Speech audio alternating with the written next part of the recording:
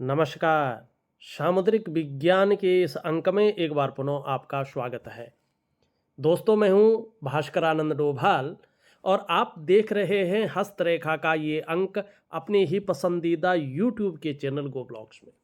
वैसे तो मैंने फेस वीडियो बनानी थी, लेकिन रात का समय है और यहाँ पे इस समय रोशनी उतनी अच्छी नहीं दिखाई दे रही है। मैं केदारखंड में हूँ और इन पहाड़ियों में थोड़ा अंधेरा जल्दी हो जाता है और उतनी रोशनी नहीं रहती है।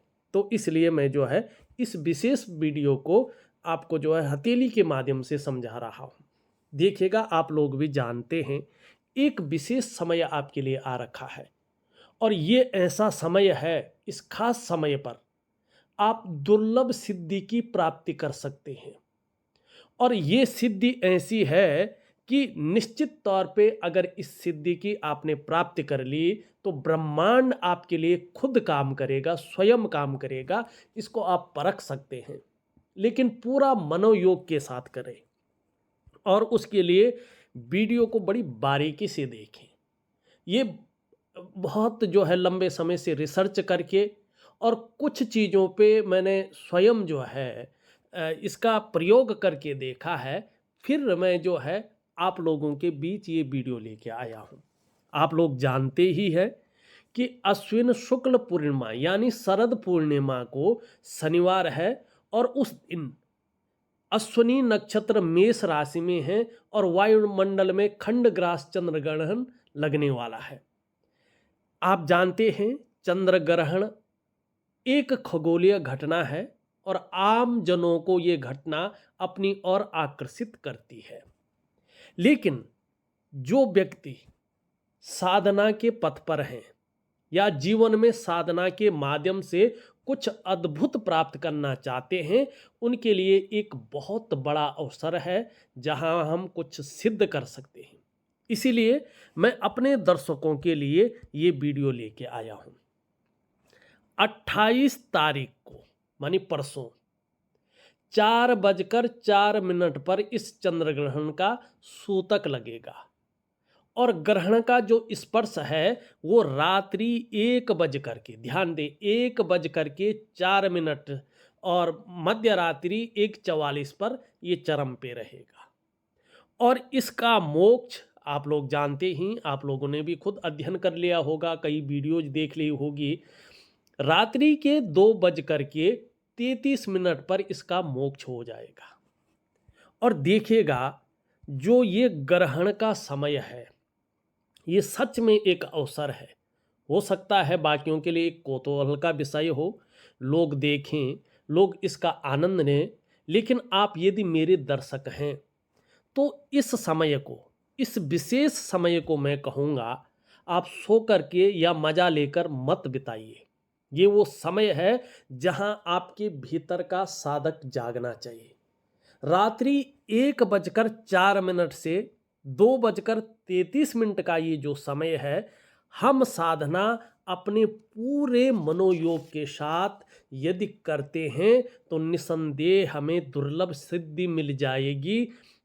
और इसके लिए क्या करना है आपको, एक तो ध्यान रखें, 4:04 से अपने मंदिर को ना छुएं। ठीक है ना? अपने घर में जो मंदिर है उसको छूना बंद करें। उससे पहले अपनी रुद्राक्ष की माला या जिनको तुलसी की माला की ज़रूरत है वो निकालें, या जिनको हनुमान चालीसा की ज़रूरत है वो हनुमान चालीसा निकालें, अलग रख लें। और अपनी हथेली को बारीकी से देखें और जो आपके इष्ट हैं उसको जागृत करें, उसको एक्टिवेट करें। ठीक है ना? उस चीज को सिद्ध कर ले। अब एक बात ध्यान रखना, आपने अगर आज वो ग्रहण के समय विशेष प्रकार की ऊर्जा होती है उस समय मंत्र सिद्धि के लिए, ठीक है ना, चालीसा सिद्धि के लिए, इष्ट सिद्धि के लिए, यकीन मानिएगा जिसने अपने जीवन काल में अपने इष्ट को सिद्ध कर लिया उसको दुर्लभ सिद्धि स्वयं प्राप्त हो जाती है। वो अपने जीवन काल में एक चमत्कारिक साधक बन जाता है। जो प्राप्त करना चाहता है वो निसंदेह उसको प्राप्त हो जाता है, लेकिन थोड़ा कठिन भी है ये। इसको जब बारीकी से समझेंगे तभी इसका पता लगेगा कि ये चीज़ है क्या। अब आपने अपने जो है इष्ट को जो है उसकी सिद्धि प्राप्त करनी है, उसको सिद्ध करना है। इष्ट को कैसे पता चलेगा इष्ट कौन है? हथेली को बारीकी से देखिएगा, ठीक जैसा मैं बता रहा हूँ। अगर आप महिला हैं, बच्चियां हैं, तो अपने लेफ्ट हैंड को देखें, लेफ्ट हैंड को, ठीक है ना। अगर आप पुरुष हैं, बालक हैं, जो भी साधना करना चाहते हैं इस समय, वो अपने राइट हैंड को देखिएगा। चाहे आप काम कर रहे हैं नहीं कर रहे हैं, वैसी महिलाओं के उसमें भी है।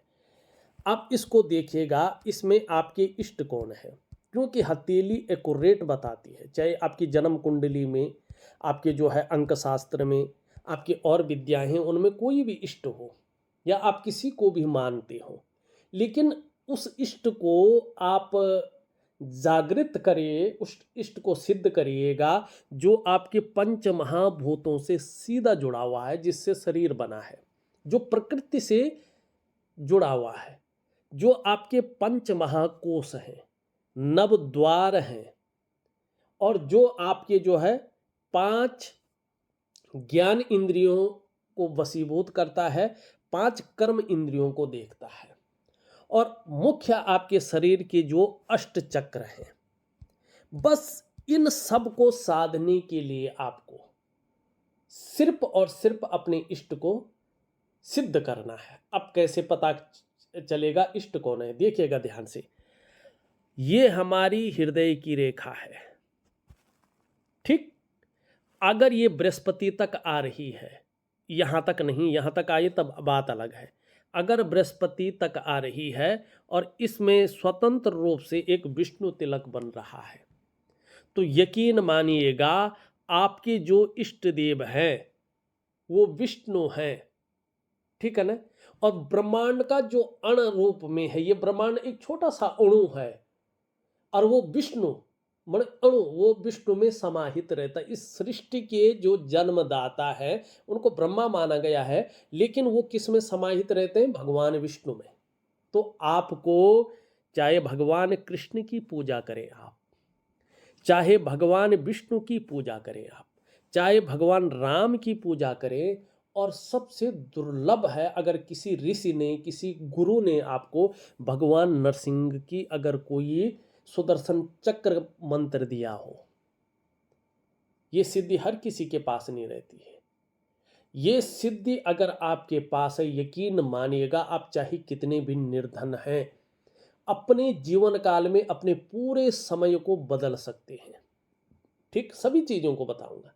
अगर नहीं दी है कोई बात नहीं, जिसका विष्णु है वो जो है विष्णु के किसी मंत्र को सिद्ध कर ले। अगर गुरु ने दिया है तो ठीक है, नहीं तो आप जो है केवल उनकी चालीसा हो, या जो है केवल कुछ नहीं आता आपको तो शांताकारम भुजगशयनम पद्मनाभम सुरेशम विश्वाधारम गगन सदृश्यम मेघवर्णम शुभांगम लक्ष्मीकांतम कमलनयनम योगी विद्यानगम्यम वंदे विष्णु भवभयहरम सर्वलोकैकनाथम। सीधा एकाकार रूप हो के, हाथ जोड़ के, कुछ तो करना नहीं है, बस ये शांताकारम जो है मन से भजना है आपको। जितनी देर तक मन लगता है, मन नहीं लग रहा है तो मत भजिएगा, क्योंकि वो सिद्ध होने वाला नहीं है, ठीक है ना। मन लगाने की कोशिश करें, उस टाइम सोइए नहीं, ठीक है ना। और इसमें माला जाप नहीं करनी है, मन से करिएगा। ये है विष्णु, ठीक है ना।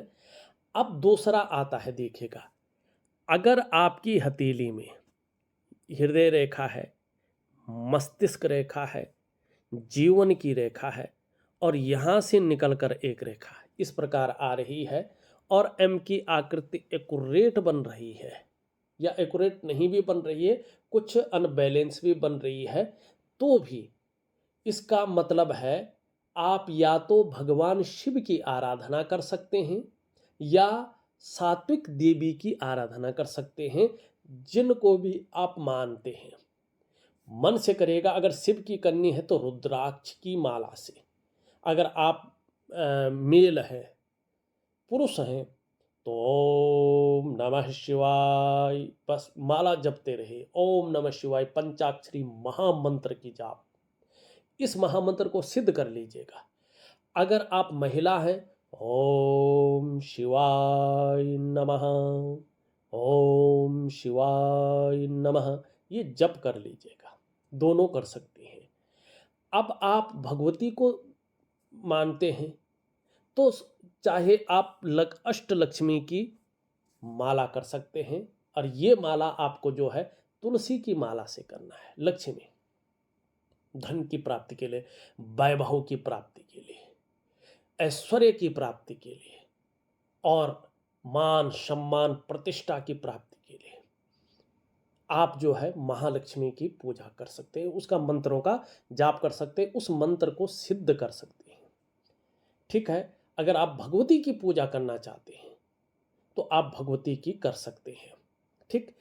तीसरा, अगर ऐसे में एक और है, अगर आप भैरव जी की साधना करना चाहते हैं या काली की साधना करना चाहते हैं, इसके साधक है, तो उस मंत्र को आप सिद्ध कर लीजिएगा।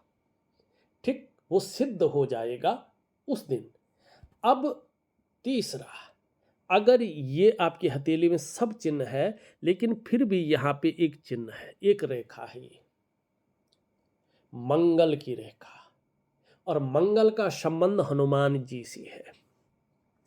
ठीक, जिनकी हथेली में ये स्पष्ट है, यकीन मानिएगा, इस कलयुग में जो अजर अमर देवता है हनुमान जी है, आप हनुमान चालीसा और बजरंग बाण को सिद्ध कर लीजिएगा। जितनी बार हो मन से पढ़िएगा और ये सोच लीजिएगा मेरे सामने हनुमान जी बैठे हुए हैं। हनुमान चालीसा इतनी पावरफुल है, इसकी चारों लाइन एक बार अगर शोध के हिसाब से, अनुसंधान के हिसाब से आप देखें, श्री गुरु चरण सरोज रज निज मन मुकुर सुधारी, बरनौ रघुबर बिमल जसु जो दायक फलचारी, बुद्धिहीन तनु जानिके सुमिरो पवन कुमार, बल बुद्धि विद्या देव मोहि हरहु कलेश विकार। इस प्रकार से मन से पढ़िएगा, हनुमान चालीसा को सिद्ध कर लीजिएगा। अब यहाँ पे बात आती है, आपकी हथेली में आप देख ही नहीं पा रहे हैं कि कौन मेरे इष्ट देव हैं, देख नहीं पा रहे हैं, तो एक चीज काम करिएगा, जो नहीं समझ पा रहे हैं तो अगर जन्म कुंडली देखना जानते हैं वो, तो अपनी जन्म कुंडली का जो है 5वां भाव देखेगा, उसमें कौन बैठा हुआ है। जैसे देखेगा कि जन्म कुंडली में अगर पहला जो खाना रहता है उसमें क्या अंक है, हो सकता किसी में 2 हो, किसी में 3 हो, किसी में 4 हो, किसी में 5 हो, तो वो आपने लग्न होता है, और लग्न से 5वें की जो राशि होती है वही आपकी इष्ट को जो है रिप्रेजेंट करती है। जैसे पहली, अगर पहला लिखा है लग्न में, पहला भाव में पहला अक्षर लिखा है, 1 नंबर लिखा है, तो मेष लग्न की कुंडली, तो पंचम भाव में सिंह राशि होती है, और सिंह राशि के स्वामी सूर्य देव होते हैं, तो इन लोगों के इष्ट भगवान सूर्य होते हैं, या ये लोग भगवान विष्णु की आराधना करते हैं। या 2 नंबर लिखा हुआ है तो वृषभ लग्न की कुंडली होती है, तो इसके पंचम भाव में कन्या राशि होती है, और कन्या राशि के स्वामी बुध होते हैं, और बुध को भी विष्णु का स्वरूप माना गया है। फलतः ऐसे जातकों को भगवान विष्णु की आराधना करनी चाहिए।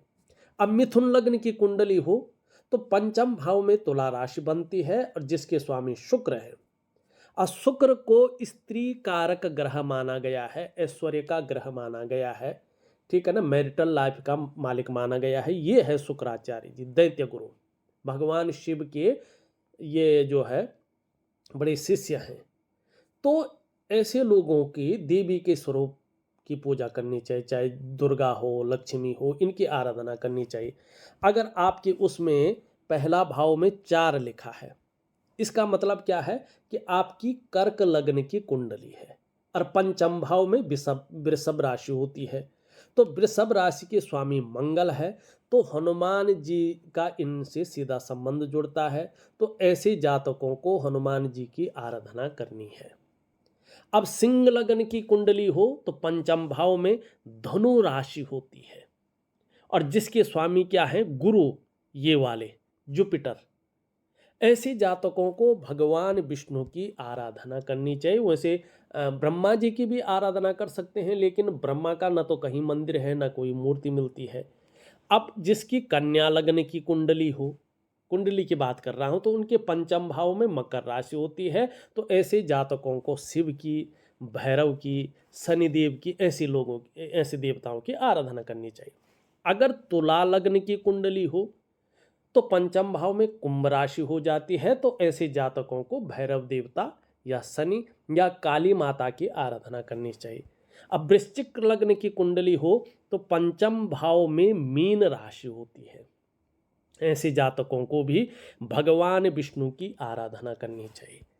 अगर आपकी धनु लग्न की कुंडली हो तो पंचम भाव में मेष राशि बनती है। तो ऐसे लोगों को भी हनुमान जी की आराधना करनी चाहिए।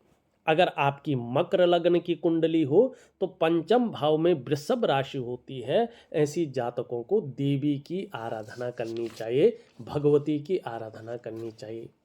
अगर आपकी कुंभ लग्न की कुंडली हो तो पंचम भाव से बुध का संबंध होता है, फलतः वही विष्णु भगवान या गणेश जी की आराधना ऐसे लोगों को करनी चाहिए। अब आपकी अंत में एक राशि आती है 12 राशियों में, मीन लग्न, मीन राशि। अगर आपकी मीन लग्न की कुंडली हो तो पंचम भाव में कर्क राशि बनती है। ऐसे जातकों को भगवती सरस्वती की आराधना करनी चाहिए। ये सिद्ध कर लें आप।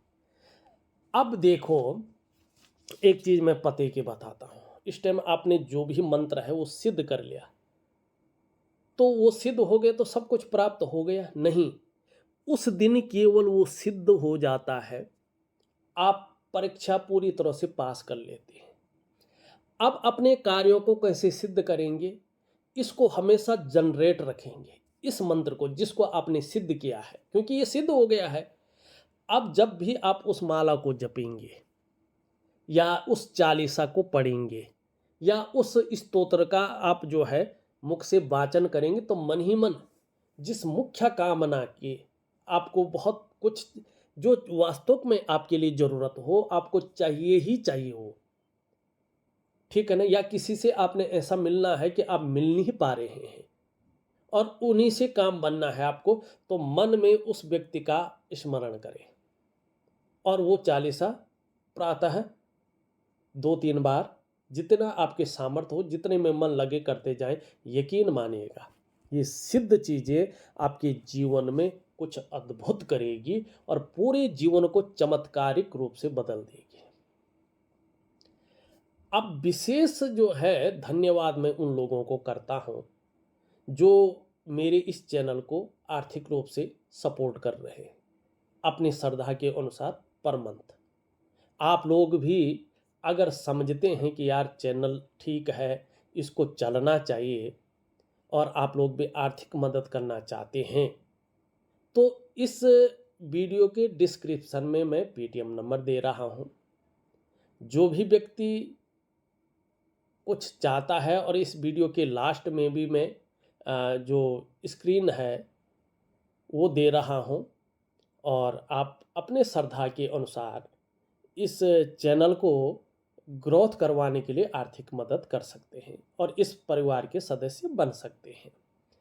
तो मेरी जो रिसर्च थी वो इस वीडियो के लिए ये थी, और मुझे उम्मीद है आपको भरपूर इसका फ़ायदा मिलेगा। और यदि आप मेरे दर्शक हैं, रेगुलर इन चीज़ों को देखते हैं, तो आपको मालूम है कि ये व्यक्ति निश्चित तौर पे बड़ा रिसर्च करके, चीज़ों को परख करके और बारीकी से उस चीज़ को बताने की कोशिश करता है, एकदम फैक्ट बताने की कोशिश करता है।